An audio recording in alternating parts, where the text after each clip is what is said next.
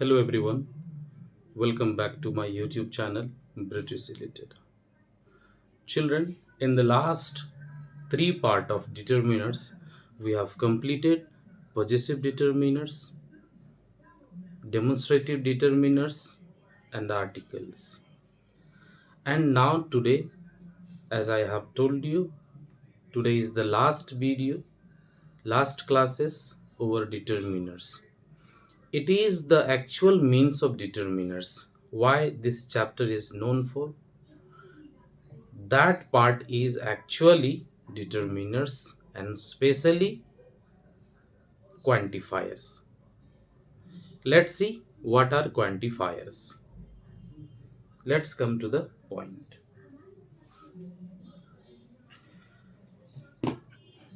First,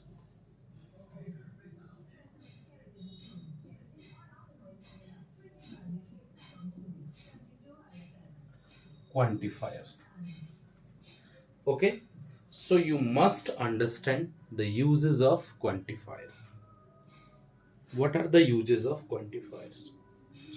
You will better understand by the word a word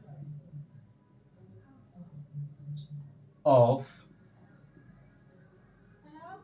determiners that tells about the quantitative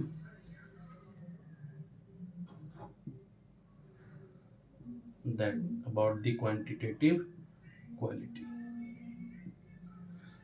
दो बातों आप इनको बहुत अच्छे से समझना है कि क्वांटिटेटिव ओके क्वांटिटेटिव डिटरमिनर्स या क्वांटिटेटिव क्वालिटी मैं ये दो वर्ड यहां पर लिखा हूं समझिएगा मैंने इसे क्वालिटी ही कहा है क्वांटिटेटिव क्वालिटी का मतलब क्या होता है कि किसी भी चीज की क्वालिटी को जैसे हम लोग बताते थे अब दोनों में से डिफरेंसेस पहले आप क्लियर कर लीजिए सबसे पहले मैं बात करूं इनके डेफिनेशंस के बाद छोटे से एग्जांपल से ज्यादातर आपको समझ में आ जाते हैं राइट जैसे मैंने एक एग्जांपल लिखा कि I have many toys okay और फिर मैंने एक सेंटेंस लिखा कि you are a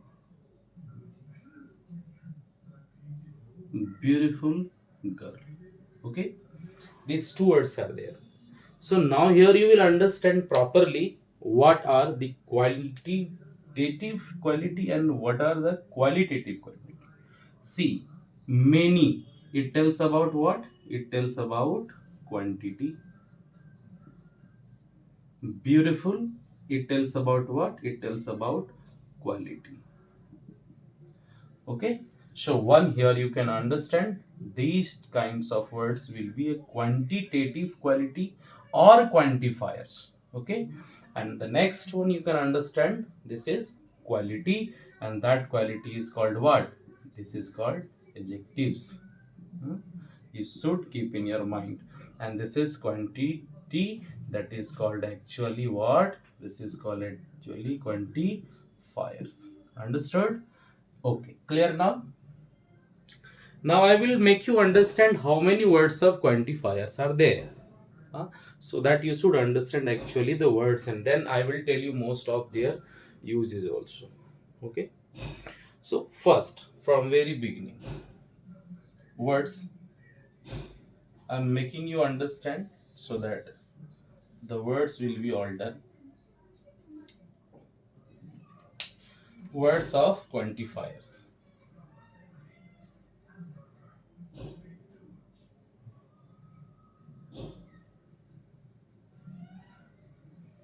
Okay, words of quantifiers. अब आप एक चीज याद रखें मैं जितने भी वर्ड्स बताऊंगा सभी वर्ड्स को आप लोग पॉइंट टू पॉइंट लिखते जाइएगा है ना ताकि आपको किसी भी प्रकार का कोई डिफरेंस या कोई डिफिकल्टीज ना आए कि सर आप जो वर्ड्स बताए आपने जो एडजेक्टिव और ये सारी चीज़ों का जो डिफरेंस सिखाया वो क्या था क्लियर है चलिए सबसे पहला पॉइंट वन हम लोग बात करते हैं फ्यू नंबर देना आवश्यक नहीं है few little,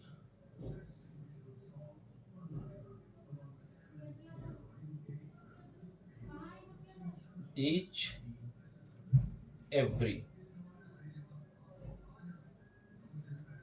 some, any,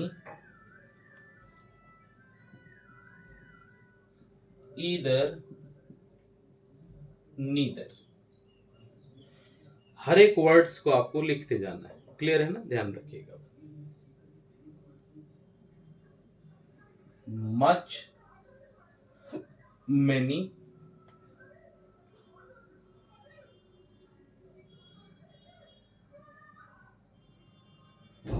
each other, one another। उम्मीद है कि आपको सारा वर्ड्स अच्छे से दिख रहा होगा, किसी भी प्रकार की आपको प्रॉब्लम्स नहीं आनी चाहिए।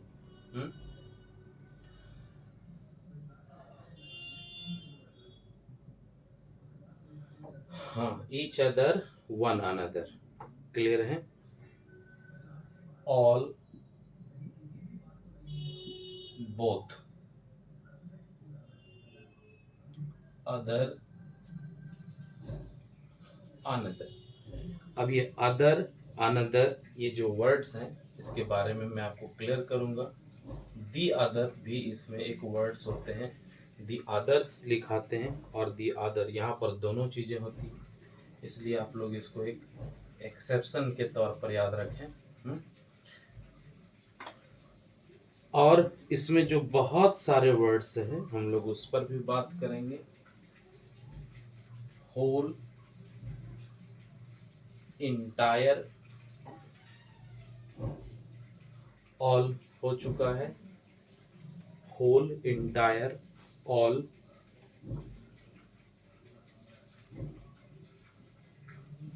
लॉट ऑफ, लॉट्स ऑफ और अ लॉट ऑफ, ईटीसी कर देते हैं। बहुत आवश्यक तौर पर इतने सारे वर्ड्स हैं जो आपको पूछे जाते हैं। फिर भी इसके बावजूद भी अगर कुछ वर्ड्स आपके जो छूट जाएंगे, मैं आपको बीच में याद दिलाता जाऊंगा। क्लियर है? तो यहां से जितने भी वर्ड्स अभी हम लोगों ने पढ़े, ये क्या रिप्रेजेंट करते हैं? ये रिप्रेजेंट करते हैं सबके सब किसको? क्वांटिटी को। क्लियर हो गया? इसलिए इसे हम लोग दूसरे भाषा में या दूसरे तौर पर इसे हम लोग क्या कहते हैं? इसे हम लोग कहते हैं क्वांटिफायर्स। ओके, याद रखिएगा, ये है क्वांटिफायर्स। और हम लोग इसी को ही बोलते हैं क्वांटिटेटिव डिटरमिनर्स। क्लियर है? चलिए, अब हम लोग एक एक करके इनके सभी के यूजेस को देखते हैं। वीडियो थोड़े लंबे होंगे, मैं फिर भी कह रहा हूँ कि वीडियो थोड़े लॉन्गर होंगे ताकि आपको समझने में आसानी हो। वीडियोस मैटर नहीं करता कितना बड़ा होता है। क्लियर है? आप इसे बहुत अच्छे तरीके से सीखें, एक एक वर्ड्स को सीखें।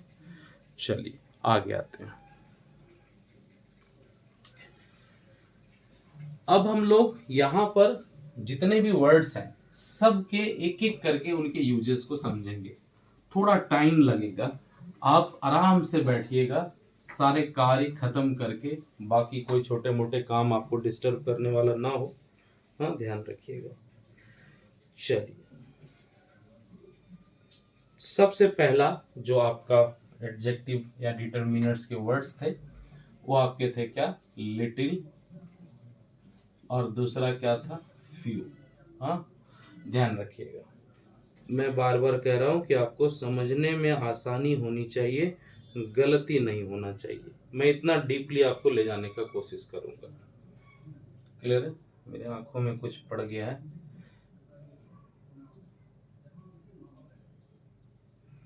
ओके, तो इसे समझने के लिए सबसे पहले हम एक बॉक्स क्रिएट करते हैं ताकि आपको आसानी हो समझने में। हाँ, ध्यान से देखिएगा।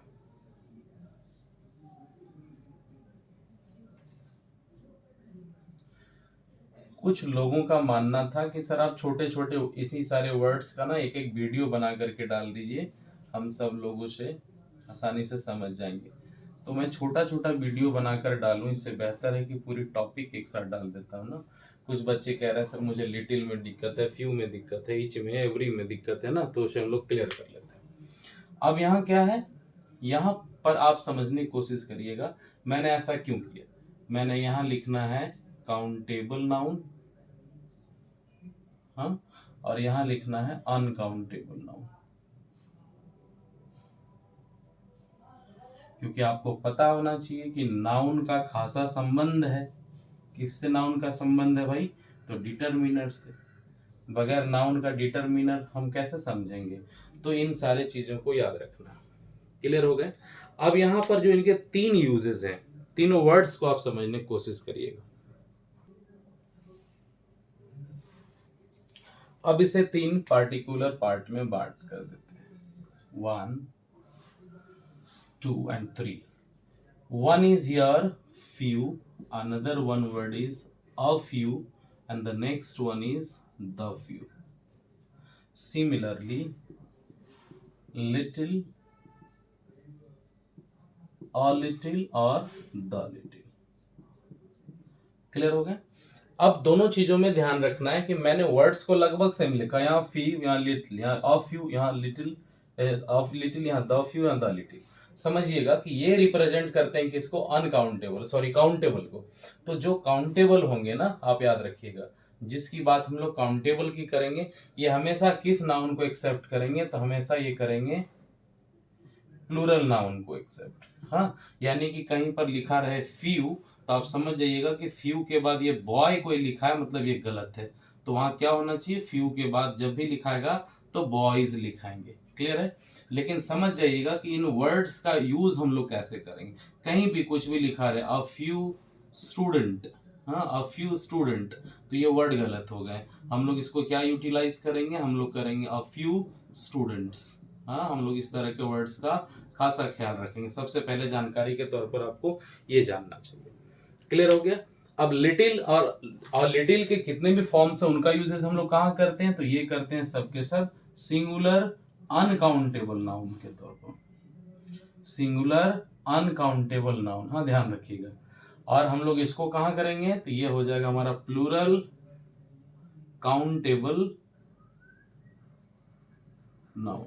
हाँ, आप ऐसे ही याद रखिएगा, ये सब के लिए, it's not just for only a few और द फ्यू, ऐसा कुछ नहीं है, ये सब के लिए। अब इनके रिप्रेजेंटेटिव क्या करते हैं, ये क्या रिप्रेजेंट करते हैं समझिएगा। हाँ, मैं शॉर्टली लिखता हूं, फ्यू और लिटिल, ये जहां भी यूज होते हैं, इनका वैल्यू क्या होता है? इनका वैल्यू होता है इक्वल टू नथिंग और नन। ओके, ध्यान रखिएगा, मैंने क्या कहा कि इनके यूजेस कहाँ होते हैं? इनके यूजेस होते हैं इक्वल टू नथिंग और नन। ध्यान रखना। अब दूसरा हम आते हैं इसमें, तो यहां पर क्या होता है? ये होते हैं इक्वल टू समथिंग, हाँ, इक्वल टू समथिंग और समवन। अब थर्ड में आते हैं, ये क्या है? All that much is remaining. अब मैंने यहां क्या लिखा, ध्यान में रखिएगा, all that much is remaining, मतलब जो भी पार्ट हो, वो जितना भी बचा हो, जो रिमेनिंग पार्ट हो, या जितने भी आपके पास हो, जो कुछ भी हो, इस केस में हम लोग बात करते हैं, तब यूज होंगे यहाँ पर। अब इसको समझिएगा, लिटिल और फ्यू दोनों रिप्रेजेंट किसको करता है? नो को रिप्रेजेंट करता है। यानी नो, नो प्लस क्या? नो अगर किसी वस्तु के बारे में बात करेगा तो नो थिंग, मतलब कोई वस्तु नहीं है, लगभग एकदम शून्य के बराबर। और ना ही किसी पर्सन के बारे में बात कर रहा, नो वन। हाँ, ध्यान में रखिएगा आप लोग। क्लियर है? तो ये रिप्रेजेंट कर रहे हैं दोनों चीजों को, नथिंग और नो वन को।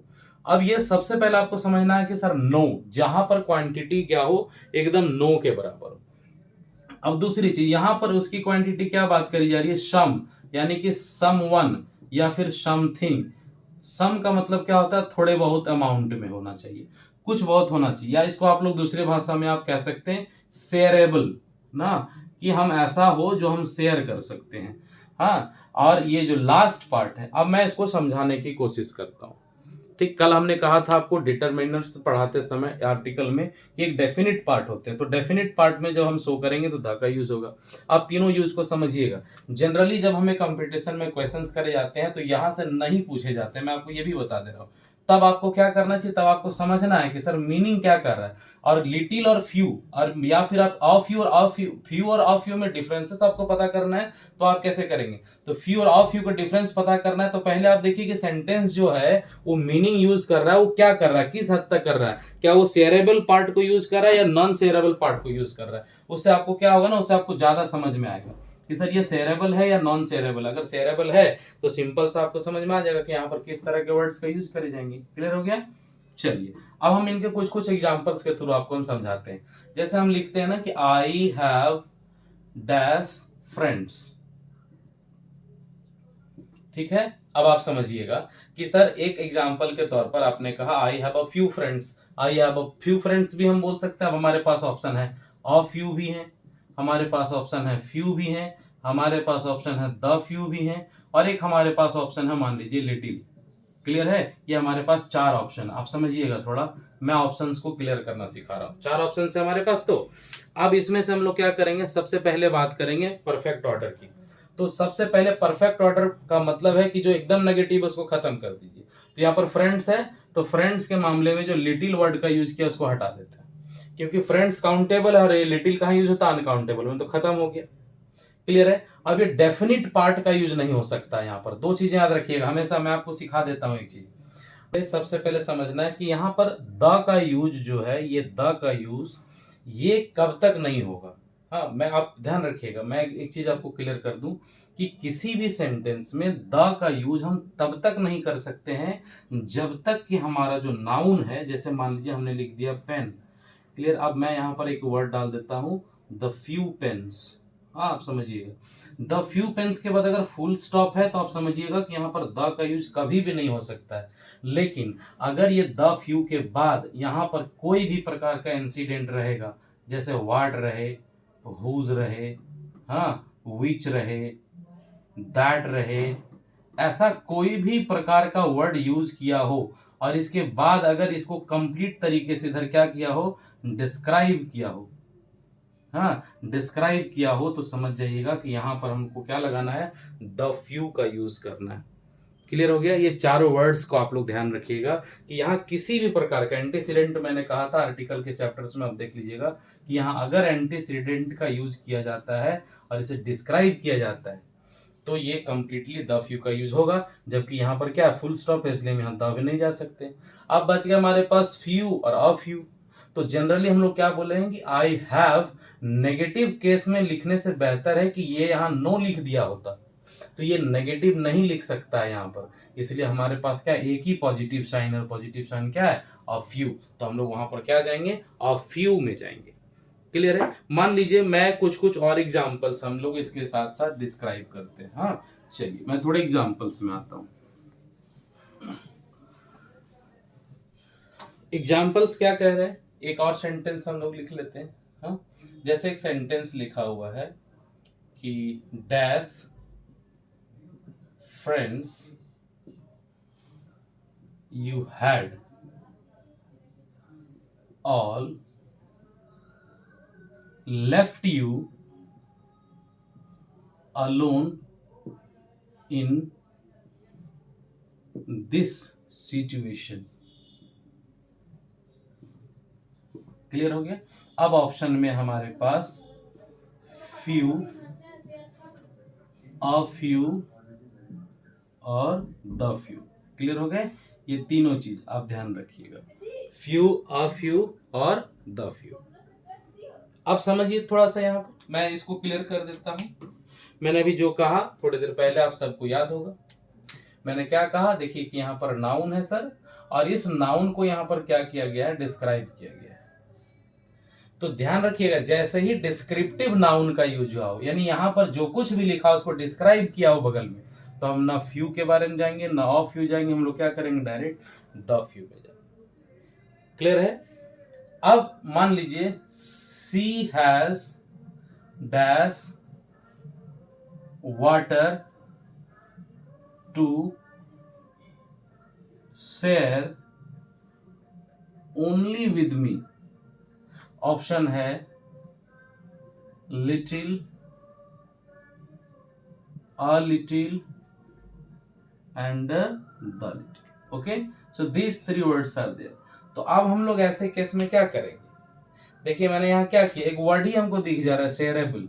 तो जहां वर्ड शेयरेबल हो वहां नेगेटिव तो होगा नहीं, क्योंकि जब हमारे पास कुछ है ही नहीं तो हम शेयर क्या करेंगे, तो शेयरेबल होना चाहिए। अब ये डेफिनेट डिस्क्रिप्टिव नहीं है तो हम लोग यहाँ पर नहीं हो सकता, तो हम लोग क्या लिखेंगे, she has a little water. Clear है? चलिए, तो उम्मीद है आप सबको कि लिटिल और फ्यू हमारा क्लियर हो गया। अब आते हैं हम लोग इसके दूसरे वर्ड्स में। क्लियर है? मैं टॉपिक बहुत लंबा है, इसलिए आप लोग थोड़ा ध्यान रखिएगा कि मैं 1 बाय 1 इसका सब कुछ क्लियर करता चला जाऊंगा। चलिए, अब आते हैं हम लोग इसके दूसरे वर्ड में। तो दूसरा ऑप्शन हमारे पास क्या है,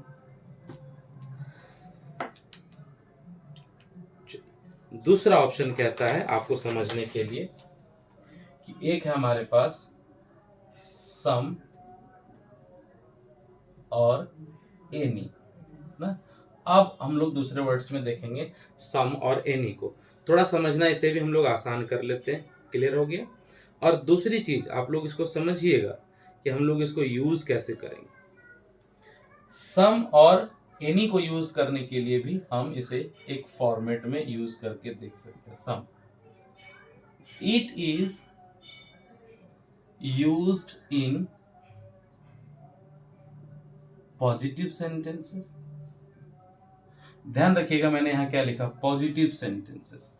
मैं यहाँ कंप्लीट तरीके से अफर्मेटिव का बात नहीं कर रहा हूं, मैं यहाँ पर क्या बात कर रहा हूँ, पॉजिटिव सेंटेंसेस। क्योंकि अफर्मेटिव सेंटेंस क्या कनेक्ट करता है, तो अफर्मेटिव सेंटेंस पॉजिटिव और नेगेटिव दोनों को अपने साथ इंक्लूड करता है। क्लियर है? ध्यान रखिएगा। दूसरा, it is used to show request और डिमांड। ध्यान रखिएगा, दो word, it is used to show request और डिमांड। अब आते हैं दूसरे सेंटेंस में, यानी कि हम लोग बात करते हैं एनी का। तो यहां लिखेंगे it is used in negative sentences. यहां पर कुछ और ज्यादा होंगे तो मैं लिख देता हूं नेगेटिव इंटेरोगेटिव सेंटेंसेस। हाँ,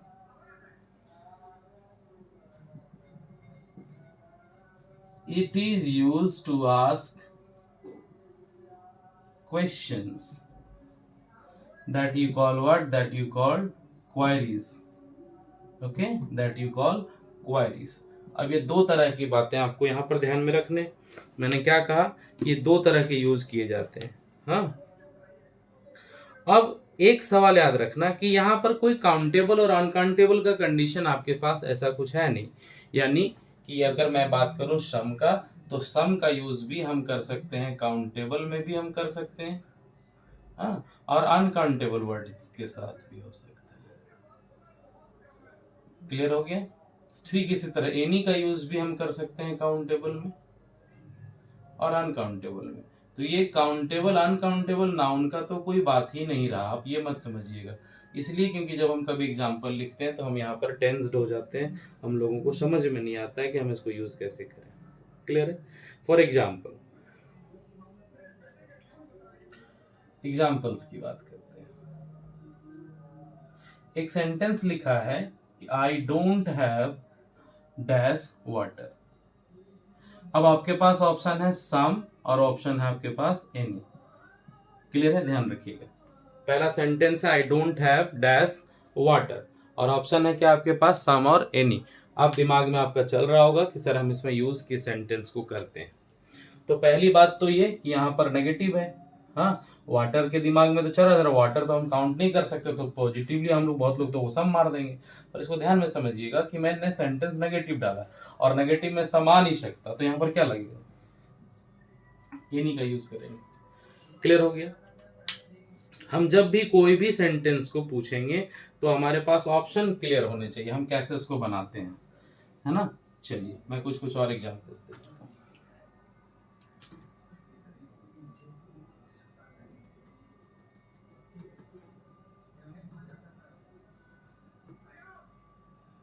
डू यू हैव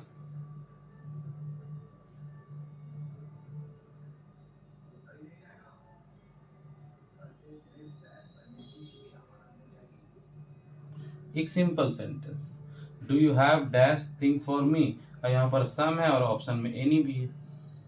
अब समझिएगा हम यहाँ क्या कर रहे हैं, सम और एनी में से कोई एक को चूज करना। तो डू यू हैव के बाद यहाँ देखिए क्वेश्चंस कर रहे हैं हम लोग, ये क्वेरीज का बात है, तो जहां देखिएगा क्वेश्चंस या क्वेरीज का बात हो वहां पर क्या होगा, सम का यूज नहीं होगा, हम लोग क्या करेंगे, एनी लिखेंगे। ठीक उसी तरह से हम लोग लिखेंगे प्लीज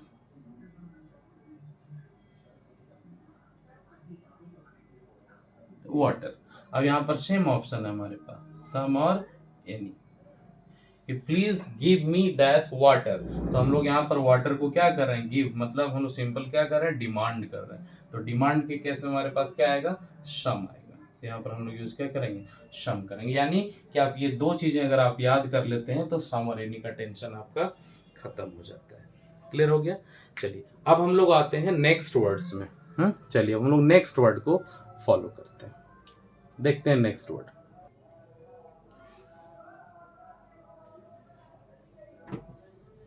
अब हम लोग नेक्स्ट वर्ड देखते हैं और नेक्स्ट वर्ड है हमारा मच और मेनी। मच और मेनी, क्लियर हो गया। अब आपको पता होगा कि मच और मेनी का यूज हम लोग करते हैं बहुत के संख्या में ना, बहुत के संख्या में यूज करते हैं। और आप इसे ये भी जानते होंगे कि मेनी का यूज हम लोग कहाँ करते हैं, it is used with countable noun. Countable plural noun, यानी कि आप ध्यान रखिएगा काउंटेबल नाउन तो होना ही चाहिए वो, हाँ, और दूसरी चीज वो क्या होनी चाहिए, वो प्लूरल होना चाहिए, प्लूरल फॉर्म ऑफ नाउन होना चाहिए। दूसरी बात हम लोग क्या देखते हैं, मच का यूज करना। It is used with uncountable.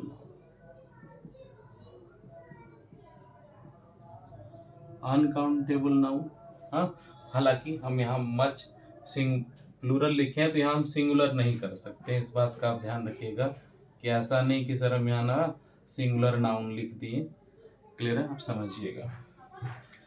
Much का मतलब सिंपल हम लोग सिंगुलर नाउन से नहीं होता है। एक याद रखने वाली बात है कि वो क्या होनी चाहिए, अनकाउंटेबल होनी चाहिए। क्लियर है। तो अब आगे देखते हैं अनकाउंटेबल नाउन, और ये हमारा क्या है, काउंटेबल और प्लूरल दोनों ही होने चाहिए, ताकि आपको समझ में आ जाए, काउंटेबल भी और प्लूरल भी होने चाहिए। कभी कभी अब ये दो चीजें आप समझ गए, जैसे मैंने एक सेंटेंस लिख दिया कि आई हैव डैश टाइम। अब पहला अगर हम लोग बात करें कैसे, मैंने एग्जांपल्स के तौर पर रख दिया, आप समझ जाइए, आई हैव टाइम। अब बहुत सारे बच्चे या आप सब लोगों को डाउट होनी चाहिए सर टाइम कंप्लीट काउंटेबल है, ये आपके लिए एक गलत इंफॉर्मेशन है कि ये जो टाइम है वो काउंटेबल नहीं है, ये क्या अनकाउंटेबल है। तो हम लोग यहाँ पर क्या यूज करेंगे, ऑप्शन अगर हमारे पास रहे मच और मेनी अगर ऑप्शन में हो तो हम लोग इसको क्या यूज करेंगे, मच या मेनी। ध्यान में रखिए क्या है, मैंने दोनों को क्रॉस कर दिया, मच और मेनी। आप याद रखिएगा कि यहाँ पर होगा मच, क्योंकि अनकाउंटेबल को हमको शो करना है, तो अनकाउंटेबल को कौन शो करता है, मच। क्लियर हो गया।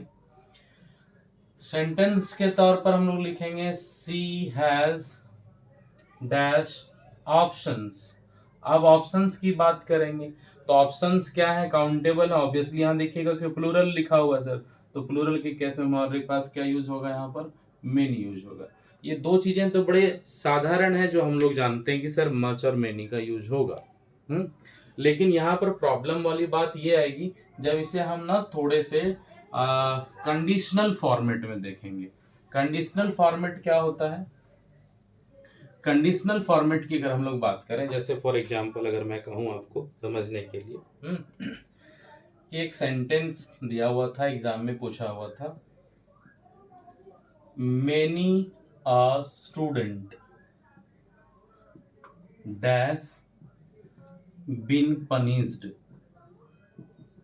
हाँ, एक सेंटेंस था, ये सेंटेंस था एक्चुअली सब्जेक्ट वर्ब एग्रीमेंट का। तो इसे समझने के लिए आवश्यक ये है कि ये ना मैनी यहाँ पर लिखा हुआ है, तो ये हैज और हैव आपको बेहतर पता है कि हैज और हैव में से एक सिंगुलर है एक प्लूरल। कैसे हम लोगों को पता है, आपको ये भी मालूम है, मैंने कहा है कि अगर वर्ब जो है, वर्ब के बाद अगर एस और यस आ जाए तो हम लोग उसको सिंगुलर वर्ब बोलते हैं ना। ये हमने आप लोगों को पढ़ाया भी है। और आप देख सकते हैं कि हैज के बाद एस है तो ये सिंगुलर है, हाँ, हैव प्लूरल है, तो हैज और हैव। अब समझना है कि ये मेनी अ स्टूडेंट लिखा हुआ है, तो पहले तो दिमाग में आपके पास ये क्वेश्चंस क्लिक करेगा कि सर मेनी के बाद क्या स्टूडेंट्स होना आवश्यक है, या फिर ए स्टूडेंट लिखा हुआ है तो हम इसे सही मान सकते हैं। दोनों चीजें ध्यान में रखिएगा। या फिर तीसरा, क्या सर मेनी केवल स्टूडेंट को यूज कर सकता है। ये तीन वर्ड्स हमारे पास एक ऑप्शंस बन जाएंगे आपको समझने के लिए। तो बड़ी बात यह है कि मेनी जो है अपने साथ ये कभी भी स्टूडेंट्स को यूज करेगी तो सही है, लेकिन कभी ए स्टूडेंट्स को यूज करती है तो बाय कंडीशन ये सही है, ये सिंगुलर वर्ड का यूज नहीं कर सकती है। अब यहाँ पर ए क्यों यूज किया जा रहा है, ध्यान रखिएगा। तो आपने मैंने एक दिन आपको पढ़ाया होगा कि विशेषण और प्रविशेषण, तो यहाँ पर ये फॉर्मेटिव काउंटर करता है। ये फॉर्मेटिव काउंटर वर्ड का मतलब है ये प्रॉपर डिटर्मिनर है और ये प्रेसिविंग डिटर्मिनर्स है, यानी कि तब ये जो है वो एडवर्बल फॉर्म में यूज करे जाते हैं। और ये क्या होता है, एक सिंगुलर नाउन को यूज करने वाला एक परफेक्ट वर्ड हो जाता है। तो जब भी कहीं मेनी अ स्टूडेंट यूज किया हो तो आप समझिएगा कि मेनी अ स्टूडेंट अपने साथ क्या यूज करेगा, हैज यूज करेंगे। क्लियर हो गया। एक एग्जाम्पल के तौर पर आप इसे भी याद रखिएगा। हाँ, अगर हम लोगों को क्वेश्चन समझने थोड़े डीपली हम लोग चलते हैं, क्लियर है। चलिए मैं नेक्स्ट एग्जाम्पल पर आता हूं।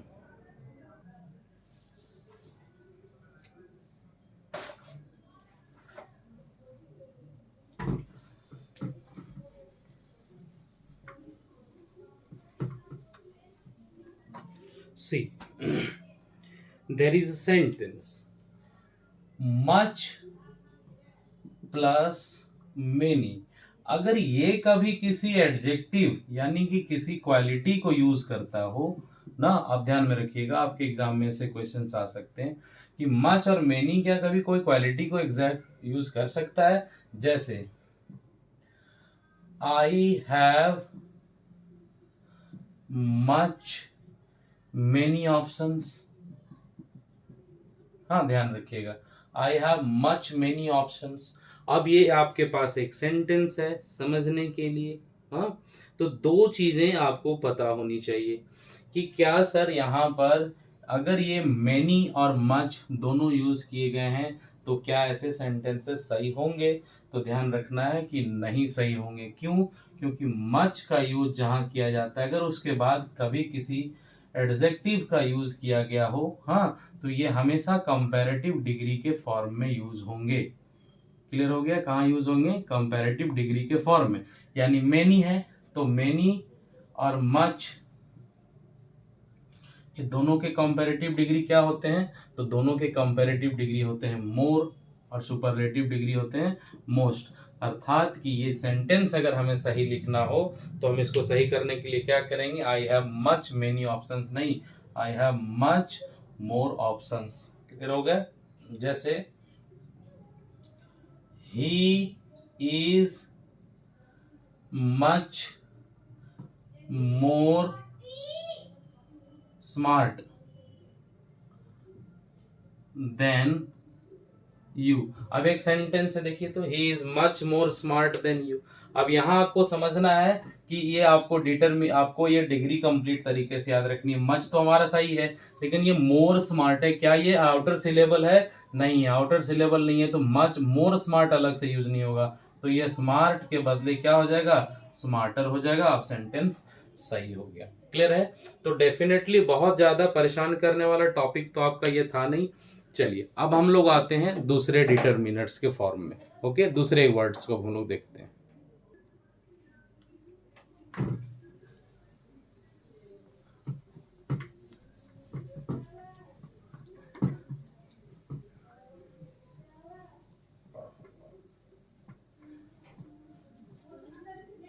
ओके, अब हम लोग बात करेंगे इसके फॉर्मेट्स में से थोड़ा ध्यान रखिएगा। मैंने पहले भी कहा कि आपको बहुत परेशान होने की ज़रूरत नहीं है, वीडियो थोड़े लंबे हैं तो आपको याद रखने। क्लियर है? चलिए,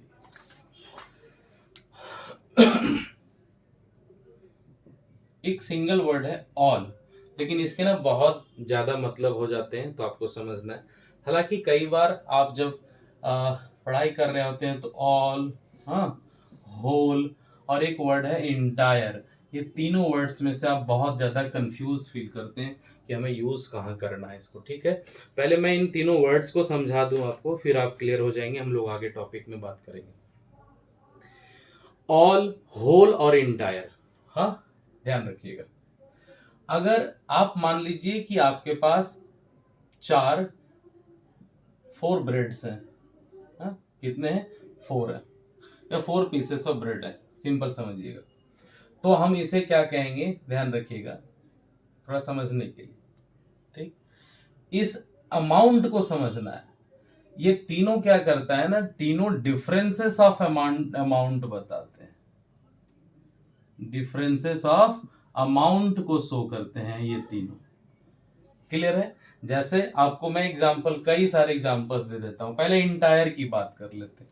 तो इंटायर की बात ना सिर्फ और सिर्फ मेंबर्स के साथ करे जाते हैं, मेंबर्स के साथ। जैसे हम लोग स्कूल्स में यूज करते हैं कि इंटायर स्टूडेंट्स, हाँ, इंटायर स्टूडेंट्स का सिंपल मतलब हो गया सभी बच्चे, हाँ, इंटायर फैमिली मेंबर्स ना, ये चीजें आप ध्यान रखिएगा। हाँ, हालांकि हम इसका वर्ड और कहीं भी यूज नहीं कर सकते हैं। तो इंटायर का मतलब सिंपल सी है, मेंबरशिप को हम लोग शो करने के लिए दिखाते हैं, सभी स्टूडेंट्स, सभी सदस्य, हाँ, सभी विद्यार्थी या सभी सदस्य को शो करने के लिए ऐसे वर्ड्स का हम यूज करते हैं। सवाल और जो बहुत परेशान करने की चीज है वो है ऑल और होल। मैं ये समझिएगा, हम लोगों ने ये बहुत सारे यूज करते हैं। तो इंटायर शो करते हैं सिर्फ और सिर्फ किसको, मेंबर्स को। हाँ, क्लियर है? अब आ जाइए थोड़ा समझने के लिए ऑल और होल के डिफरेंसेस को। ऑल और होल, हाँ, देखिए इसका मतलब होता है पूरा और इसका मतलब होता है संपूर्ण। हाँ, अब समझिए थोड़ा सा, आप तो यहां से क्लियरली समझ जाएंगे। अब इतने नादान बच्चे तो आप लोग होंगे नहीं, थोड़े से अच्छे समझिएगा। ऑल और होल, जैसे अगर हम बात करें, आई kept on sleeping all night। अब समझने की कोशिश करिएगा मैं क्या लिखा रहा हूं, क्लियर है? और एक सेंटेंस और मैं लिखता हूं कि आई kept on sleeping whole night। हाँ, 2 सेंटेंसेस है आपके पास, ये दोनों ही सेंटेंस को समझने की कोशिश करिएगा। क्लियर हो गया? पहली सेंटेंस और दूसरी सेंटेंस आप समझ जाएंगे, यहीं से समझ जाएंगे। क्लियर है? जैसे आप कहीं मान लीजिए किसी के यहाँ शादी में गए हुए हैं, क्लियर है ना? आप समझिएगा एक एक करके बात को। सर मैं शादी में किसी के यहाँ गया हूं, मैं वहां पर ना 4 days and nights स्टे किया, 4 days and nights वहां क्या किया, स्टे किया। ध्यान रखिएगा। तो नाइट कितने हो गए हमारे, 4 हो गए, 4 रात हम लोग वहां पर रुके ना, 4 नाइट्स हो गए। अब सवाल ये है कि जो हम उस स्टे के दौरान किए उसको आपको कंप्लीटली एक्सप्लेन करना है। यहां पर कहने का मतलब है कि मैं पूरा सोता रहा, चारों रात जो है मैं सोता रहा। अब देखिए चारों रात मतलब ऑल 4, अगर हम लोग ऑल 4 नाइट्स की बात करते हैं ना, तब हम यहां पर ऑल का यूज करते। क्लियर है? और होल का यूज करने का मतलब है कि किसी एक समय को मैंने पूरे तरीके से, संपूर्ण रूप से मैं किसी एक समय को यूज किया। क्लियर है? ध्यान रखिएगा। जैसे मान लो आपने ना एक एक प्लेट चाट मंगाई, ठीक है, आपने क्या किया, एक प्लेट चाट मंगाई। हाँ, अब हम लोग क्या करेंगे ना, यहां पर कहेंगे कि मुझे सारा खाना है, तो यहां पर ऑल नहीं हम लोग बोल सकते, यहां पर हम लोग क्या बोलेंगे, होल बोलेंगे। ठीक है, होल बोलेंगे। ऑल क्या है, ऑल एक प्लूरल पार्ट को शो करता है, और होल क्या है ना, वो सिंगुलर अनकंप्लीट पार्ट को फॉलो करता है। तो आप हमेशा ध्यान में रखिएगा कि ऑल और होल में आपको कंफ्यूजन नहीं होनी चाहिए। क्लियर है? अब हम लोग कंप्लीट तरीके से देखते हैं इसके जो इंपॉर्टेंट वर्ड है ऑल को। हाँ, हालांकि ये ऑल, होल और इंटायर में आपका कंफ्यूजन खत्म हो गया होगा। चलिए अब हम लोग आते हैं यूज करने के लिए किसके पास, ये हम लोग ऑल को यूज करते हैं। चलिए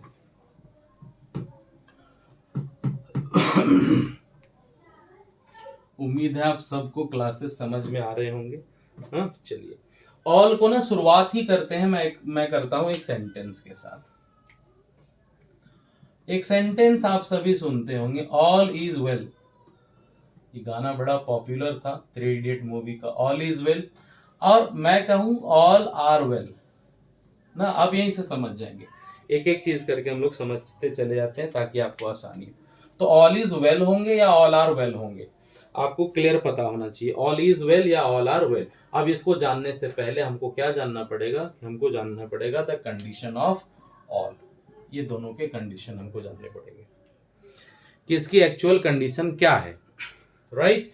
अब इसको समझने के लिए आपको आसानी से यहां देखना है कि क्या ऑल जिसकी हम बात कर रहे हैं वो काउंटेबल फॉर्म में है या अनकाउंटेबल फॉर्म में है। क्लियर है, ध्यान में रखिएगा। अब मैं उसके बातों को समझा रहा हूं। उन्होंने कहा था कि ऑल इज वेल, हाँ आप गाने को याद करिए, उन्होंने कहा था ऑल इज वेल, यानी कि ऑल का मतलब क्या कहा था कि अनकाउंटेबल, हाँ ऑल अनकाउंटेबल। क्लियर है, ध्यान रखिएगा। और अगर मैं कहूं ऑल स्टूडेंट्स को अगर रिप्रेजेंट करूं, ऑल काउंटेबल को अगर हम रिप्रेजेंट करें, ठीक है ना, ऑल हम किसको करें रिप्रेजेंट, काउंटेबल को रिप्रेजेंट करें। तो ध्यान रखिएगा कि अगर अनकाउंटेबल चीजों को हम बात करें तो ये हमेशा क्या होंगे, सिंगुलर होंगे। क्या होंगे, ये सिंगुलर हेल्पिंग वर्ब को यूज करने वाला होगा। क्लियर है। और अगर हम प्लूरल को यूज करेंगे तो ये क्या करेंगे, ये प्लूरल हेल्पिंग वर्ब को यूज करने वाला होगा। क्लियर है, समझ जाइएगा। साथ में यहां पर क्या यूज करेंगे, वो प्लूरल नाउन को भी वो यूज कर रहे होंगे। समझने वाली बात यह है कि अगर ऑल जो है, अगर ऑल जो है वो प्रोनाउन के तौर पर यूज होता है तो मुझे कंफ्यूजन होगी कि ये समझना हम लोग किसको रिप्रेजेंट कर रहा है। तब ये रिप्रेजेंट किसको कर रहा है वो देखना पड़ेगा। ये रिप्रेजेंट किसको कर सकता है, काउंटेबल को भी और अनकाउंटेबल को। अगर ये काउंटेबल को रिप्रेजेंट किया तो हमेशा प्लूरल होगा, अगर अनकाउंटेबल को किया तो ये हमेशा क्या होगा, सिंगुलर हो गया। लेकिन अगर ऑल एक डिटरमिनर के तौर पर यूज किया जा रहा है तो ऑब्वियसली हमारे यहाँ पर नाउन लिखे होंगे, तो नाउन लिखा होगा तो अपने स्पष्ट दिख जाएगा कि नाउन हमारा सिंगुलर है या नाउन हमारा प्लूरल है। अगर सिंगुलर होगा तो हेल्पिंग वर्ब हमारा क्या होगा, सिंगुलर हेल्पिंग वर्ब लगेगा, और अगर प्लूरल होगा तो हमारा हेल्पिंग वर्ब क्या लगेगा, प्लूरल हेल्पिंग वर्ब लगेगा। क्लियर हो गया। अब हम लोग इसके ना थोड़े बहुत एग्जांपल्स के थ्रू चलते हैं। क्लियर है, चलिए हम लोग एग्जांपल देखते हैं। पहले इसका एग्जांपल्स देखने के लिए मुझे ये सारे वर्ड्स रखने पड़ेंगे। मैं एक साइड इसका यूज करता हूं ताकि आपको समझ में आ जाए। क्लियर है, मैंने कहा यहां पर all students, all students are ready, all students are ready. सबसे पहली चीज आपको यह समझना है कि ऑल स्टूडेंट्स आर रेडी ये करेक्ट है या नहीं। तो पहले देखिए यहां पर मैंने ऑल को यूज किया और यहां पर कौन सा नाउन फॉलो हुआ, प्लूरल नाउन फॉलो हुआ, इसलिए यहां पर प्लूरल है, बिल्कुल सही होगा। हाँ यहां पर आपको कोई प्रॉब्लम नहीं होनी चाहिए। लेकिन हमको समझना है इसके बारे में, बहुत सारा चीज समझना है, ध्यान रखिएगा। क्लियर है। अब एक बात मैं आपको यहां पर क्लियर कर दूं, क्योंकि ऑल का यूज करके मैंने प्लूरल नाउन को यूज किया है तो ये आपको समझ में आना बहुत आवश्यक है। ठीक, क्या समझ में आना आवश्यक है, मैं उसे थोड़ा क्लियर कर देता हूं, नहीं तो पता चला आप कंफ्यूजन में रहेंगे। ऑल के फेसेस को थोड़ा हम क्लियर करते हैं। अगर ऑल के साथ ऑफ का यूज कर दिया गया, जैसे ऑल ऑफ बॉयज, हाँ ऑल ऑफ बॉयज, या अगर कहीं कर दिया ऑल द बॉयज, ये दोनों ही चीज को आप देखिएगा, क्या ये सही है। या अगर मैं सिंपल सा यूज कर दूं कि ऑल बॉयज, ये तीन वर्ड्स का हम लोग यूज करेंगे, तो देखते हैं हम लोग ये तीनों में से सही कौन है। क्लियर है, पहले समझिएगा। तो एक चीज आप ये समझ लीजिए क्लियरली, एक चीज आप समझिएगा कि अगर डिटरमिनर का यूज नहीं किया हुआ है तो हमें ऑफ की आवश्यकता लगाने की जरूरत नहीं है, यानी ये अपने आप में क्या है, सही है। थर्ड नंबर हमारा क्या है, सही है। लेकिन अब सवाल है कि देखिए यहां पर डिटरमिनर है और ऑफ का यूज नहीं किया है, तो ये हमारा दूसरा नंबर क्या है, गलत है। अब देखिए यहाँ ऑफ का यूज किया और डिटरमिनर का यूज नहीं किया, तो पहला नंबर भी क्या है हमारा, गलत है। यानी कि ऑल के केस में और बोथ के केस में भी होता है, ऐसा मैं बहुत पढ़ाऊंगा तो आपको बताऊंगा। ऑल और बोथ के केस में अगर आपने ऑफ किया तो आपको डिटरमिनर लगाना ही लगाना है। क्लियर है, ये ध्यान रखिएगा, डिटरमिनर आपको लगाना है। जैसे अगर किसी ने कहा कि ऑल ऑफ बॉयज, ये सही है गलत, तो ये गलत है। लेकिन किसी ने कहा कि ऑल ऑफ द बॉयज, अब ये क्या है, तो ये सही है। क्लियर हो गया, ये आपको बहुत आवश्यक है याद रखने के लिए। लेकिन अगर इस एग्जाम्पल में कुछ ऐसे सेंटेंसेस आ जाते हैं कि सर अगर सेंटेंस कहीं लिखा हुआ है ऑल ऑफ यू और यहाँ पर हेल्पिंग वर्ब है, यहाँ लिखा हुआ है रेडी, अब हम लोग समझिएगा कि इसमें क्या यूज करते हैं। मैं कई बार आपको पढ़ाया हूँ, आपको फिर से मैं आपको बता दे रहा हूँ एक बार कि अगर कहीं ऐसा सेंटेंस रहे ऑल ऑफ यू, तो ऑफ के बगल में दो पार्ट को आप देखिएगा।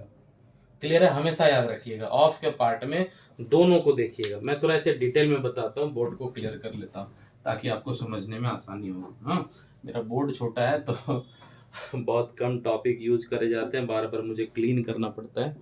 चलिए, मैंने कहा कहीं पर सेंटेंस लिखा हो कि all of you dash absent was and were.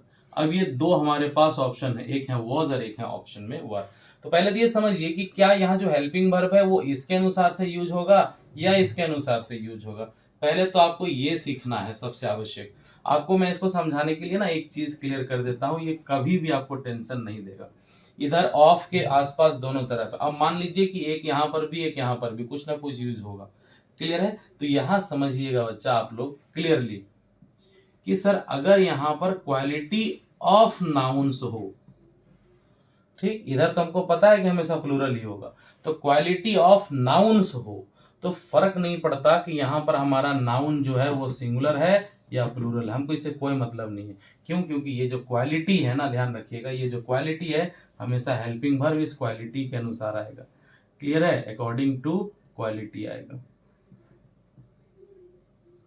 For example जैसे यहां पर हम लोग लिख देंगे colour, colour of these flowers dash beautiful. Simple word को समझिए, आसानी होगी। तो मैंने यहाँ पर क्या किया, कलर। आप एक चीज समझिएगा, आप यहाँ पर इसको डेफिनेट कर सकते हैं, the colour of this flowers. देखिए यहाँ पर मैंने क्या किया है, क्वालिटी यूज किए। अब क्वालिटी के बदले हमको वहां पर क्या लगाना है, हमको ये फ्लावर्स नहीं देखना है, हमको ये देखना है, ईज हो जाएगा वहां पर क्लियर। आप समझ में आ गया। लेकिन लेकिन दूसरा पॉइंट यहाँ पर ये है कि अगर यहाँ पर हमें क्वांटिटी का यूज किया गया है, क्वांटिटी ऑफ नाउन्स, तब आप यहाँ दो चीज समझिएगा। जब बात क्वांटिटी का हो तो यहाँ दो तरह के यूज होंगे, एक होंगे अनकाउंटेबल और एक होंगे काउंटेबल। ठीक है, तो जहां अनकाउंटेबल होंगे वो हमेशा क्या यूज करेगा, सिंगुलर वर्ब का यूज करेंगे, और जो काउंटेबल होंगे वो क्या करेंगे, प्लूरल सब्जेक्ट भी लेंगे और प्लूरल वर्ब भी यूज करेंगे। जैसे अभी हम ऑल का ही बात कर रहे थे, ऑल ऑफ यू डैश, अब ऊपर वाले सेंटेंस में आ जाते हैं, नीचे एग्जाम्पल लिखने की आवश्यकता ही नहीं पड़ेगी ना, नीचे हम लोग लिखेंगे ही नहीं। अब आ जाइए ऊपर में, हम लोग किसी भी बात को देख लेते हैं। क्या था सेंटेंस, ऑल ऑफ यू। अब आप समझ जाइए कि यहाँ पर हमारा मतलब किन से है, क्या यहाँ का मतलब हमारा यू से है। तो देखिए पहले ऑल का मतलब क्या है, तो ऑल का मतलब हो गया quantity.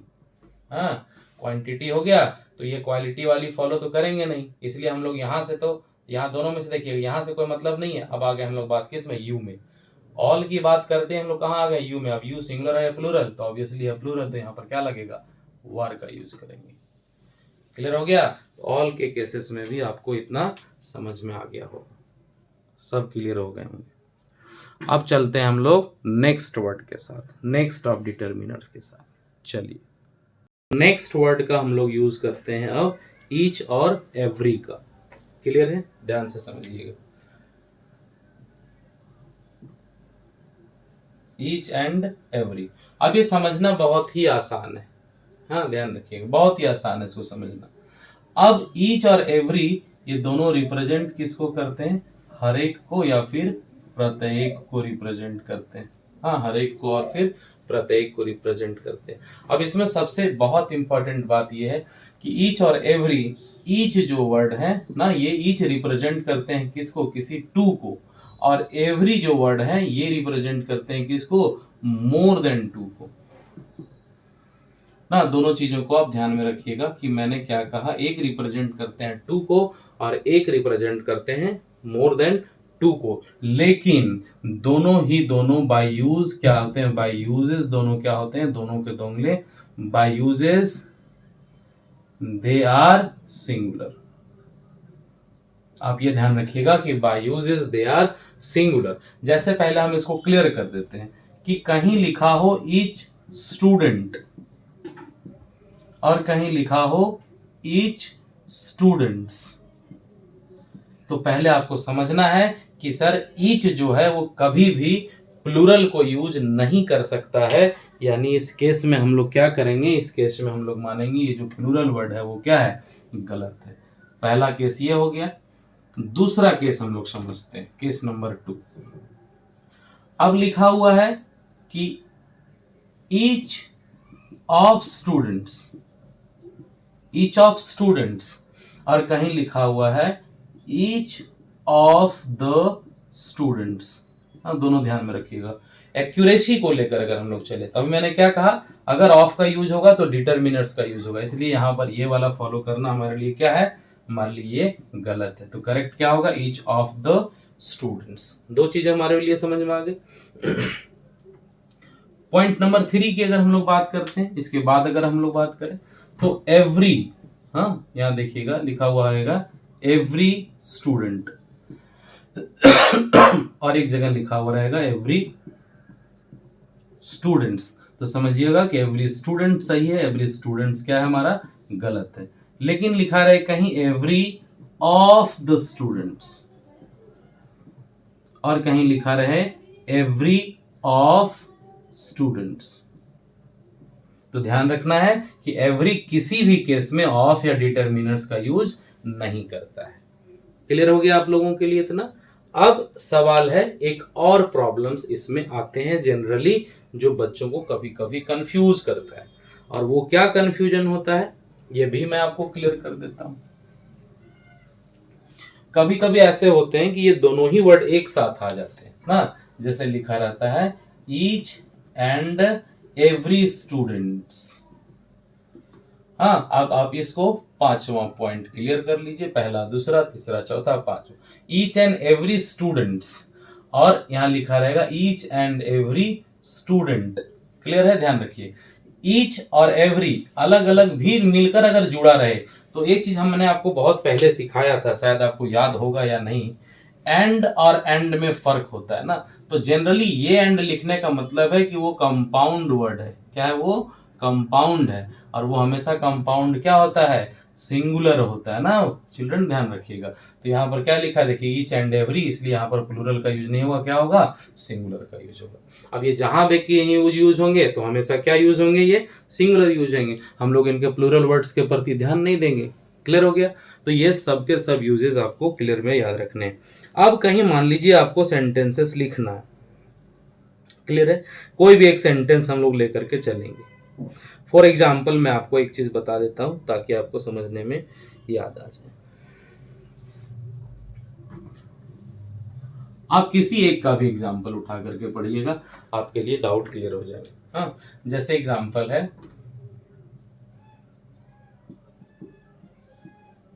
each student of my institution dash qualified this examination। अब पहले तो आप ये समझ लीजिएगा कि मैंने यहाँ ईच का बात किया और एक इंस्टीट्यूशन का बात किया। दोनों चीजें आप समझिएगा ना। गलतियां बहुत तरह, जब एरर छाटने के लिए दे तो आपको परेशानी होगी, क्योंकि समझना पड़ेगा, ओवरऑल सेंटेंस देखना पड़ेगा। मैंने इंस्टीट्यूशन की बात करी, इंस्टीट्यूशन में स्टूडेंट का बात की है, तो क्या वहां कोई 2 स्टूडेंट यूज होंगे? नहीं। तो सबसे पहले ईच गलत हो जाएगा। क्या होगा वहां पर कि इंस्टीट्यूशन बात करें तो स्टूडेंट्स की संख्या बहुत ज्यादा हो जाएगी, इसलिए यहाँ पर यूज क्या होना चाहिए था? Every student of my institution. ये हो जाएगा सही। और दूसरी चीज कि अब देखिए हम ईच का यूज करें या एवरी का यूज करें, हमारे पास यहाँ पर ऑप्शन में हमारे पास लिखा रहेगा हैज और हैव की, ये दोनों में से कोई एक क्लिक करने हैं। तो हैव हो गया प्लूरल, हैज हो गया सिंगुलर, और हम लोग को क्या यूज करना है? ईच और एवरी में से कोई एक सिंगुलर। तो हमारे पास क्या करेक्ट हो जाएगा? हैज करेक्ट हो जाएगा। क्लियर हो गया? चलिए, अब आपको समझ में आ गया होगा ईच और एवरी। आप बेहतर है इसकी बहुत ज्यादा यूजेस देखें, आपको ज्यादा समझ में आएगा। चलिए अब हम लोग चलते हैं नेक्स्ट वर्ड के साथ, जो काफी मिलता जुलता है ईच और एवरी से। क्लियर है? ध्यान रखिएगा। हालांकि ये वर्ड डिटरमिनर्स का नहीं है, लेकिन मेरे जरूरत में लगा तो मैं आपको सोचा कि बता दो। ईच अदर और वन अनदर ना, आप समझिएगा थोड़ा। ईच अदर और वन अनदर। क्लियर है? ताकि आपको समझने में थोड़ी आसानी हो जाए। देखिए ये सारे वर्ड्स हैं ना, आपको मैं क्लियरली बता देता हूं। मैंने पहले ही कहा कि आप ऐसे वर्ड्स को समझने से पहले क्लेरिफाई कर लीजिएगा अपने डाउट्स को, मन में जो डाउट्स आते हैं, ऐसे वर्ड से डाउट आते हैं। एक है ईच अदर और एक है वन अनदर। क्लियर हो गया? अब देखिए ईच अदर और वन अनदर दोनों को मैं क्लियर करने से पहले बता दूं कि ईच अभी भी ये 2 रिप्रेजेंटेटर्स हैं, ये 2 को रिप्रेजेंट करते हैं। वन अनदर क्या करते हैं? मोर देन 2 को रिप्रेजेंट करेंगे ना, मोर देन 2 को ये रिप्रेजेंट करेंगे। अब ये क्या कहेंगे कि they are 3 brothers and sisters. अब बस ऐसे समझ जाइएगा, इसको बहुत ज्यादा मुझे समझाना पड़ेगा ही नहीं। दे लव डैश, कि वो लोग जो है वो 3 भाई बहन हैं और वो सभी एक दूसरे से प्यार करते हैं। तो भाई बहन की संख्याएं कितनी है? 3 है। अब हम लोग कहाँ जाएंगे? ईच अदर में जाएंगे या वन अनदर में जाएंगे? तो समझ में आ जाएगा कि सर मोर देन 2 की बात करी जा रही है, तो हम लोग यहाँ पर क्या लिखेंगे? One another. क्लियर हो गया? अब हम इसी में लिखेंगे कि we are 2 but we love each other. जहां हम लोग संख्या देखेंगे 2 का, हम लोग चर्चा करेंगे किसका? ईच अदर का। क्लियर हो गया? अब ये 2 से जुड़ने वाले जितने भी वर्ड्स हैं, ट्वाइस हो सकता है, बोथ हो सकता है, ऐसे वर्ड्स का काफी ख्याल रखना पड़ेगा जब आप ईच अदर और वन अनदर का यूज करते हो तो। क्लियर है? चलिए अब हम लोग आते हैं नेक्स्ट ऑफ डिटरमिनर्स की तरफ। ओके, सो नेक्स्ट वर्ड अब हम लोग जिसकी बात करें ना, वो वर्ड है हमारा बोथ। हाँ, एक तो बोथ कंजंक्शन के तौर पर भी हम लोग देखते हैं, लेकिन आज हम लोग जिस बोथ का यूज करने जा रहे हैं वो कंजंक्शन नहीं है, इसलिए आप लोग इसका हमेशा ध्यान रखें ना। तो पहले मैंने बोथ के बारे में क्या कहा आपको कि बोथ का मतलब होता है 2 ना, या दोनों। क्लियर है? ये रिप्रेजेंटेटिव वर्ड्स हैं, इसको हमेशा ध्यान रखिएगा। क्लियर कि ये किन बातों को रिप्रेजेंट करते हैं। अब मैं आपको अभी थोड़े चूंकि ऑल के बारे में समझा चुका था, तो मैं ऑल से मिलता जुलता कुछ कुछ आपको सेंटेंसेस लिखा देता हूं। क्लियर है? सबसे पहली बात आपको समझने के लिए मैं आपके इंटेलिजेंस को चेक करूंगा। क्लियर है? देखिए लिखा कहीं बोथ दी बॉयज, फिर कहीं पर लिखा आपको मिला बोथ ऑफ द बॉयज, और कहीं लिखा रहा बोथ दीज बॉयज। एक प्रॉपर डिटरमिनर्स का यूज करता हुआ भी आपको मिल गया बोथ दीज बॉयज, और कहीं आपको मिल गया बोथ ऑफ दीज बॉयज। देखिए पहले किसी चीज को क्लियर करने से पहले है ना, आपको यहाँ समझने पड़ते हैं ताकि आप आसानी से पॉइंट्स को हमेशा याद रख सको। क्लियर हो गया? अब मैंने 4 वर्ड्स लिखे हैं यहाँ पर, बोथ लिखा है, बोथ ऑफ दीज लिखा है, ईटीसी का यूजेस हम लोग तीनों फॉर्म में भी हम लोग किए। क्लियर हो गया? अब समझना आपको क्या है इन दोनों चारों वर्ड्स में से जो आवश्यक वर्ड्स हैं। ध्यान रखिएगा, हम लोग जब भी यूज करेंगे वर्ड्स को हम जब भी यूज करेंगे तो बोथ द बॉयज भी हमारा करेक्ट होगा, बोथ ऑफ दीज बॉयज भी हमारा करेक्ट है, बोथ ऑफ दीज बॉयज भी करेक्ट है, and both of these boys भी हमारा करेक्ट है। क्लियर है? ये चारों ही फॉर्म हमारे करेक्ट है। बदले में अगर हम कहीं सेंटेंस लिखते हैं, थोड़ा ध्यान में रखिएगा सिंपल समझने के लिए, बोथ ऑफ बॉयज अगर हमारा कहीं लिखा रहे, ध्यान रखिएगा क्या हमने बात किया, बोथ ऑफ बॉयज कहीं पर लिखा रहे और समझ में आपको आ जाएगा कि सर अगर कहीं सिंपल ऐसे लिखा हो तो ऐसे यूजेस बोथ का क्या होता है, गलत हो जाता है। आपके सेंटेंसेस पर आपको बहुत ज्यादा ध्यान देने पड़ेंगे, हमेशा आपको ध्यान देना पड़ेगा। जैसे मैं आपको एग्जाम्पल लिखाता हूं, क्लियर है?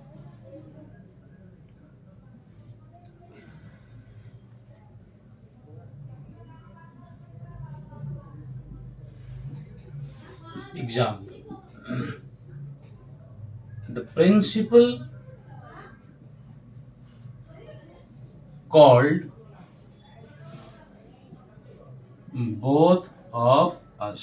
देखिए अब हम लोग ना एक बात समझिएगा, मैं ऐसा क्यों लिखा ताकि आपको जानने में ज्यादा आसानी हो, आपको प्रॉब्लम्स नहीं हो, इसलिए मैंने लिखा। यहां पर देखिए आप, मैंने लिखा बोथ ऑफ बॉयज और मैंने यहां कहा गलत है, लेकिन यहां हम लिखे बोथ ऑफ अस और हमने कहा सही है।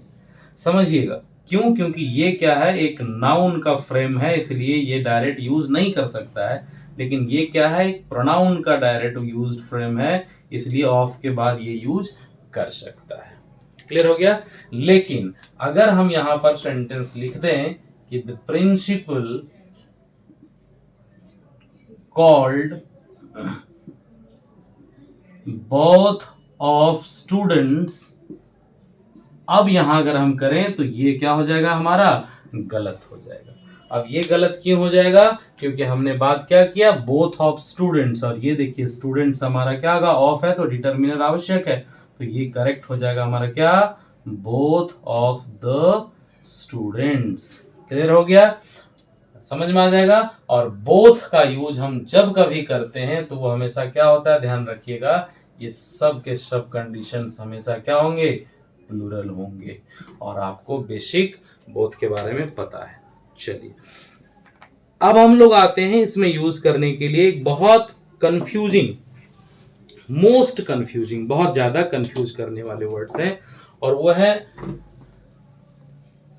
यूज करने के बाद आपको समझ में आ जाएंगे। चलिए सबसे पहले तो मैं आपको बता दूं कि जो इजी फैक्टर है हमारे, एक है ईदर और दूसरे हैं हमारे नीदर, ना ईदर और नीदर। अब एक चीज आप देखिएगा, ऐसे जनरली हम लोग कंजंक्शन के तौर पर भी यूज करते हैं। ईदर का मतलब होता है क्या, दो में से एक, और हमारा नीदर का मतलब क्या होता है, दो में से एक भी नहीं। हाँ ध्यान रखिएगा, ऐसे इनके जनरली मीनिंग होते हैं। हाँ अब हम लोगों को समझना है। क्लियर हो गया? चलिए दो में से एक और दो में से कोई भी नहीं, लेकिन अगर आप इसको हम समझते हैं, दो से जब संख्याएं इसकी बढ़ जाएगी, ठीक है ध्यान में रखिएगा, दो में से संख्याएं बढ़ जाएगी तो ईदर हो जाएगा वन और नीदर हो जाएगा नन। ठीक, सिंपल याद रखिएगा। हाँ दो हो जाएगा वन और नन हो जाएगा क्या, हमारा नेगेटिव। तो आप समझिएगा इन सारे चीजों को यूजेस करने हम लोग आज सीखेंगे। अब यहां पर ध्यान रखिएगा, पॉजिटिव दो में से नहीं, मोर देन टू, क्या हम लोग बात कर रहे हैं यहां पर, मोर देन टू के केस में, मोर देन टू के केस में, मोर देन टू में से कोई एक अगर हम लोग बात करें तब हम लोगों का यूज ऐसे होगा। जैसे हम ये कहना क्या चाह रहे हैं आप समझिएगा, ठीक है। जैसे यहां पर लिखा हुआ है कि ईदर ऑफ दीज 5 स्टूडेंट्स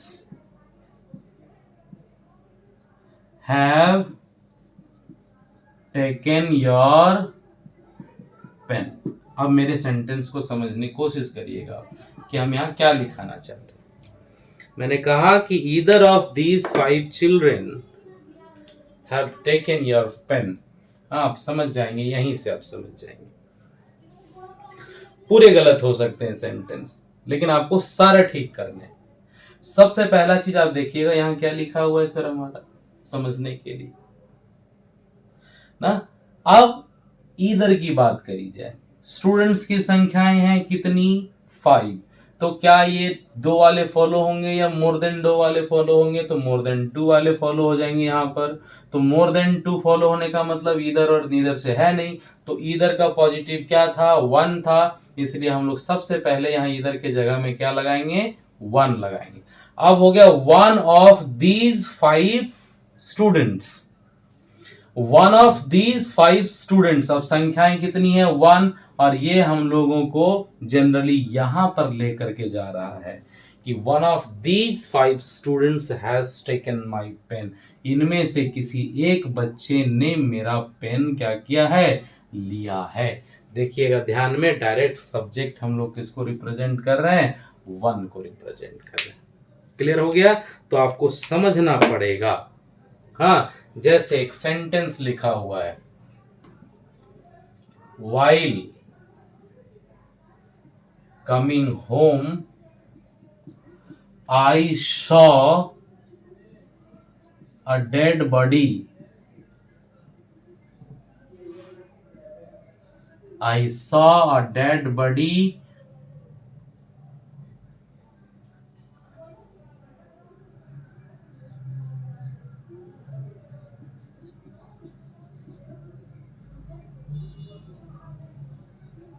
ये सेंटेंस है कि while coming home I saw a dead body on side of the road।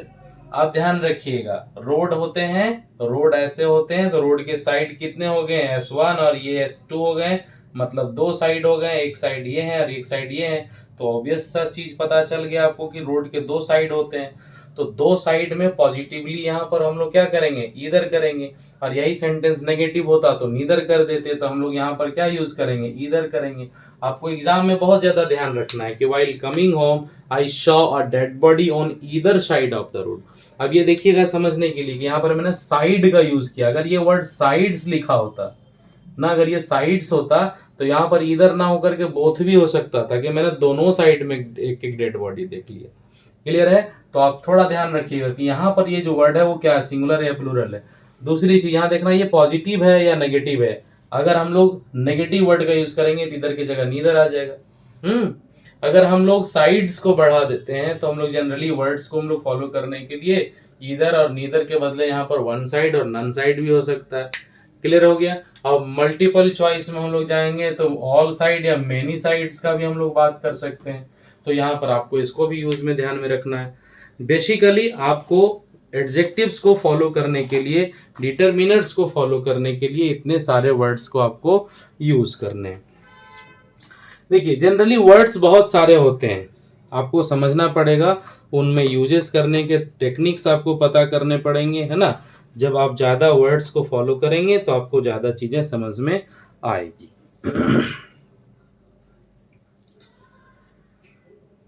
चलिए अब हम लोग अलग नेक्स्ट एडजेक्टिव्स यानी नेक्स्ट डिटरमिनर्स को फॉलो करते हैं।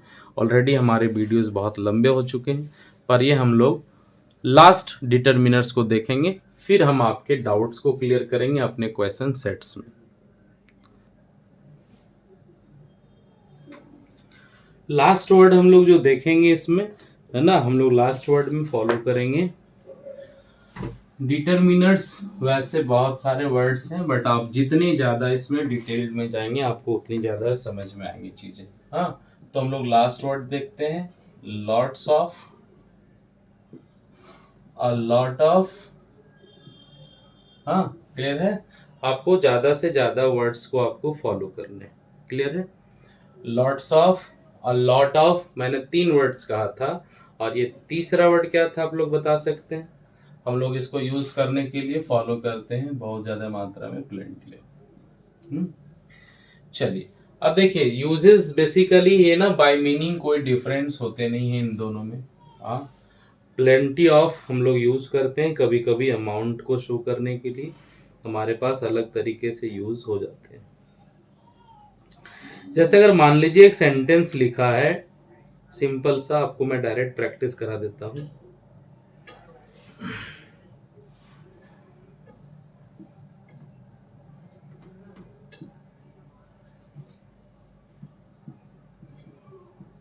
एक सेंटेंस है ना, ऑप्शन में है प्लेंटी ऑफ, लॉट्स ऑफ और अ लॉट ऑफ। सिंपल, आप एक ही सेंटेंस से समझिए, ऑलरेडी वीडियो बहुत लंबे हो गए। मैंगोज हैव बीन प्लग्ड, कि बहुत सारे मैंगोज प्लग्ड हो गए। क्लियर है? तो ये क्या करता है ना, ये सिर्फ अमाउंट बताता है, ये किसी नंबर को फॉलो नहीं कर सकता, ये सिर्फ अमाउंट को बताता है। और लॉट्स ऑफ और अ लॉट ऑफ, ये अमाउंट के साथ साथ क्या करते हैं ना, नंबर को यूज करने में हमारी मदद करते हैं। तो हम लोग जनरली जब भी यहाँ पर यूज करते हैं मैंगोज, तो ये काउंटेबिलिटी के अंदर आता है, इसलिए हम लोग प्लेंटी से ज्यादा बेटर फॉलो क्या करेंगे, यहाँ पर हम या तो लॉट्स ऑफ लगा दें या फिर हम यहाँ पर अकोज यूज करें और लॉट ऑफ। आपको यही समझना है, दो चीज याद रखना है कि प्लेंटी ऑफ का मतलब होता है एक मैक्सिमम जो अमाउंट को शो करे जिसमें नंबर का कोई मतलब नहीं हो, और लॉट्स ऑफ और अलॉट ऑफ का मतलब होता है नंबर को फॉलो करना। क्लियर है? आज थोड़ी वीडियो लंबी जरूर हुई, बट जो भी आपने सीखा वो आप कभी भूलेंगे नहीं, उम्मीद है। मैं इससे रिलेटेड एक प्रैक्टिस सेट आपके क्लासेस में डाल दूंगा, आप वहां से जाकर के बना लीजिएगा। अगर सारा बन जाता है तो ठीक, नहीं बने तो आप कमेंट बॉक्स में लिखेंगे कि सर मुझे इस तरह के क्वेश्चंस में प्रॉब्लम हो रहा है, मैं आपको उसे हेल्प करने में, पूरा कंप्लीट करने में हेल्प करूंगा। चलिए, पूरे डिटरमिनर्स खत्म हुए, आप आसानी से पढ़ें, अच्छे से पढ़ें, बहुत सारा प्यार करें, और मैं उम्मीद करता हूँ आपके सभी चैप्टर्स को ऐसे डिटेल तरीके से मैं लाया करूँगा। हाँ, बस आप पढ़ने में थोड़ा ध्यान रखें, क्योंकि आपकी पढ़ाई तभी कंप्लीट होगी जब आप पूरी तरीके से वीडियो को साथ साथ देखेंगे और उसे नोट्स बनाएंगे। आज के लिए इतना ही, मिलते हैं नेक्स्ट वीडियो में। Thank you, take care of yourself. Thanks a lot to all of you for watching my videos. Please like and subscribe it with your friends so that my channel will be among whole of your friends and it will be loved by all. Thank you very much. Thanks a lot all of you.